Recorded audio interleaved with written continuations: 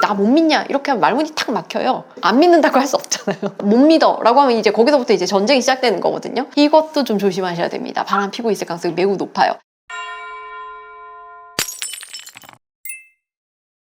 증거 있어? 이런 말 하면은 바람 피고 있구나 라고 생각을 하셔도 됩니다. 첫 마디가 증거 있어 라고 나오는 사람들이 있어요. 보통 사람들은 그런 일이 없으면 그런 일이 없었다 라고 설명을 하는 게 우선인데, 그런 일이 있었다는 전제로 자기도 모르게 증거 있어 부터 얘기를 하는 거예요. 그래서 내가 뭔가를 던졌을 때 상대방의 반응, 근데 이거는 좀 케이스마다 다를 수는 있는데, 배우자가 이성과 무언가를 하는 거를 내가 알게 됐다, 이렇게 넌지시 한번 던져봤다 라고 했을 때 이제 보통 배우자들이 뭐라고 설명을 하느냐, 별 사이 아니야, 직장 동료야, 친구야, 이렇게 설명을 하거든요. 그게 사적인 관계가 아니고 공적인 관계다 라고 이야기를 하던지, 아니면 사적인 관계이기는 하지만 걔는 나한테 이성으로 보이는 그런 존재가 아니다 라고 설명을 하는 거예요. 그렇게 거짓말을 하는 경우들이 많습니다. 근데 물론 실제로 아는 경우들도 있겠죠. 근데 실제로는 의심을 과하게 하는 경우보다는 실제 그런 관계인 경우들이 많아요. 이미 뭐 불륜 저지르고 있고 뭐 그런 관계인 경우들이 많아요. 이건 정말 많은 사례에서 보는데, 부정행위를 걸렸어,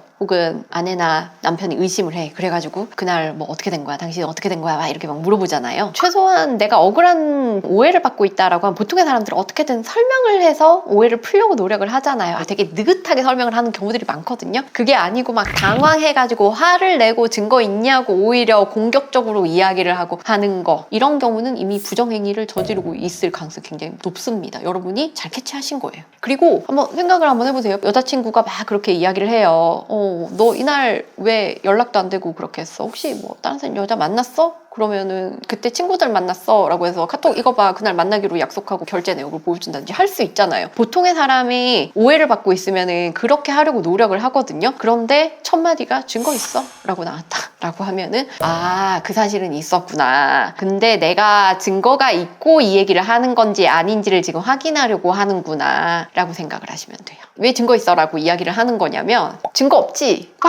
사실 아니야. 그 상황을 보고 이제 본인이 대응하려고 하는 거거든요. 근데 증거가 만약에 있어요. 당신 어디 호텔에 들어가는 거 봤어? 내 친구가 봤대, 이렇게 이야기를 하잖아요. 에이, 잘못 본 거야. 봤다고? 사진 찍어놨어? 동영상 있어? 막 이야기를 해요. 근데 알고 보니까 동영상이 있어, 사진이 있어, 막 들이밀잖아요. 그러면은 내가 잠깐 들어가가지고 1층에 카페에 있길래 카페 가가지고 커피 마시고 나온 거야, 이렇게 또 거짓말해요. 증거가 어디까지 있는지를 확인을 하면은 이제 그에 맞는 거짓말을 이제 계속 쌓아 나가요. 만약에 어떤 여자랑 호텔에 들어가는 거를 사진 찍혔다 라고 하면은 아니야, 나 데려다 준 거야, 이렇게 이야기를 하고, 방에 들어가는 거 없고 그냥 우리가 밥만 먹었는데 뭐 어쩌라고 막 이렇게 하면서 오히려 화를 내고 막 그렇게를 하거든요. 그런 분들은 바람 피고 있을 가능성이 매우 높아요. 방금 말씀드린 거는 이제 좀 뻔뻔하게 대응하는 케이스를 말씀드린 거고, 또 바람 자주 피는 분들 중에 사과 잘하시는 분들이 있습니다. 만약에 걸렸다 라고 하면은 바짝 엎드려서 미안해, 잘못했어 라고 사과를 빌고 또 잘못을 반복하시는 그런 경우들이 있어요. 제 생각에는 그 사과가 마냥 거짓은 아닌 것 같아요. 그래서 조금 병적인 부분이 있을 수도 있을 것 같아요.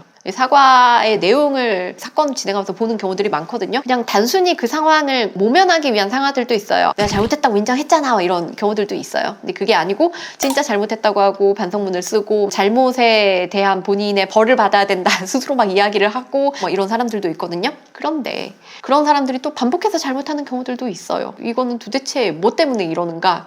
이 사람은 지금 약간 중독성 같은 게 있는 거구나, 이거를 끊지 못하는구나 라고 결론이 나는 경우들이 많아요. 그리고 상담 받으시고 심리치료 같은 거 좀 받으시려고 정신과 같은 것도 같이 다니시고 뭐 그러시더라고요. 그래서 바짝 엎드려서 사과하시는 경우라도 이거를 반복하는 경우들이 있더라 정도는 알고 계셔야 됩니다. 그러니까 이런 분들은 사과를 되게 진정성 있게 하는데 사과를 잘 하시는 분이죠. 사람마다 좀 다 다른데 사과하는 걸 굉장히 자존심 상해 하시는 분들도 많아요. 사과하는 게 자존심 상하는 게 아니고 자기한테는 별거 아닌 사람들도 많아요. 그 사과 열심히 하면 되지 뭐. 사과해가지고 와이프 아니면은 남편 뭐 마음 풀어주고 뭐. 그다음 또 나 자유롭게 살면 되잖아, 이렇게 생각하시는 분들도 있어요. 특히 이런 게 언제 잘 통하냐면, 나는 사과를 잘 못하는 사람인데 상대가 사과를 너무 잘하는 사람이야 라고 하면 이게 잘 통해요. 저렇게까지? 그럼 나 한번 봐줘야겠다. 그리고 또 똑같은 행동 반복하시는 경우들이 있습니다. 만약에 뭐 배우자가 바람 피고 있는 것 같아요. 그렇게 해서 추궁을 하잖아요. 그러면 이제 상대방이 뭔가 논리적으로 그 상황을 설명을 한다거나 아니면 사실관계가 어땠던지를 가능한 이렇게 설득을 하고 증빙을 하려고 노력하는 거 대신 화를 내면서 나 못 믿냐, 이런 사람들이 있어요. 이것도 좀 조심하셔야 됩니다. 바람 피고 있을 가능성이 매우 높아요.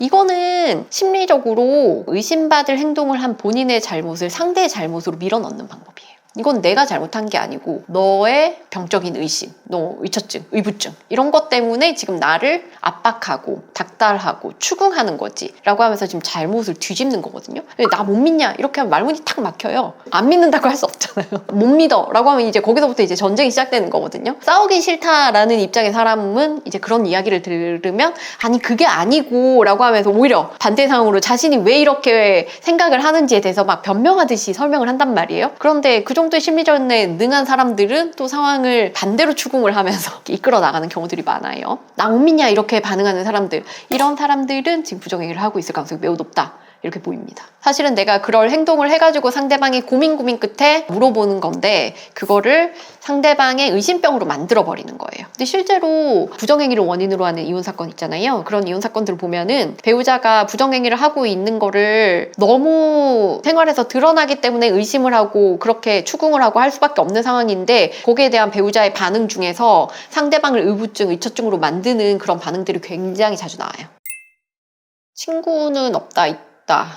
이건 정말 영원한 논쟁의 여지가 있는 그런 것 같은데 저는 한 번 친구라고 이제 무조건 영원히 죽을 때까지 친구다라고만 할 수 있는 관계들도 있겠죠. 근데 또 친구에서 얼마든지 변질될 수 있는 관계도 많아서 이거를 딱 그렇게 나누기는 좀 어려울 것 같아요. 근데 사실은 있지 않을까요? 왜냐면은 없는 경우만 자꾸 가지고 오잖아요. 이런 경우 있더라 저런 경우 있더라. 그럼 있는 경우는 사실 가지고 올 게 없거든요. 친구 사이였는데 부정행위까지 가는 경우는 원래 둘이 혹은 한쪽이 상대방에 대해서 이성적인 호감이 있는 경우들, 근데 그거를 친구 관계다라는 걸로 그 이성적인 관심과 애정을 꾹꾹 눌러가지고 친구로만 지내왔었던 경우에는 어느 날 짠 하고 관심이나 뭐 그런 게 발현이 될 수가 있는 것 같아요.